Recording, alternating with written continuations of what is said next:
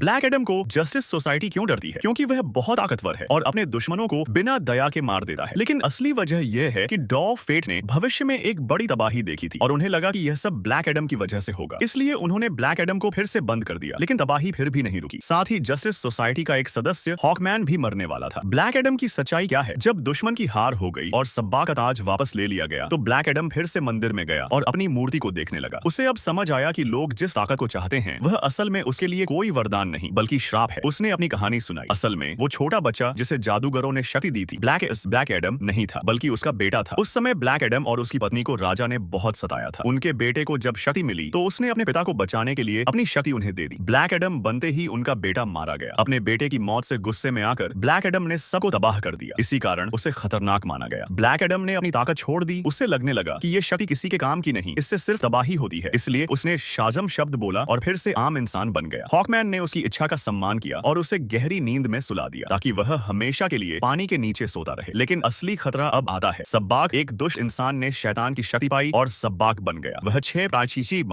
प्राचीन दानवों की शक्ति से बना था। वह सीधा जस्टिस सोसाइटी से भिड़ गया और उनकी उड़ती हुई जहाज को भी तोड़ दिया। उसका मकसद था मंदिर के सिंहासन पर बैठना ताकि पूरे कंडक शहर को नर्क बना सके। डॉ फेट की कुर्बानी। डॉ फेट ने समझ लिया कि सिर्फ ब्लैक एडम ही सब्बाक को हरा सकता है। इसलिए उन्होंने एक जादुई ढाल बनाई और अकेले सब्बाक से लड़े। उन्होंने अपने क्लोन बनाकर सब्बाक को रोका और साथ ही अपनी आत्मा को समुद्र में भेजा जहां ब्लैक एडम को जगाया। ब्लैक एडम की वापसी और अंतिम लड़ाई जैसे ही ब्लैक एडम जागा, उसने फिर से शाजम कहा और ताकतवर बन गया। फिर शुरू हुई उसकी और सब्बा की खतरनाक लड़ाई। आखिर में ब्लैक एडम ने सब्बा को पकड़कर हवा में उठाया और उसे 2 टुकड़ों में फाड़ डाला। अंत में क्या हुआ? ब्लैक एडम सिंहासन पर बैठा लेकिन तुरंत ही उसे तोड़ दिया क्योंकि उसे राजा नहीं बनना था।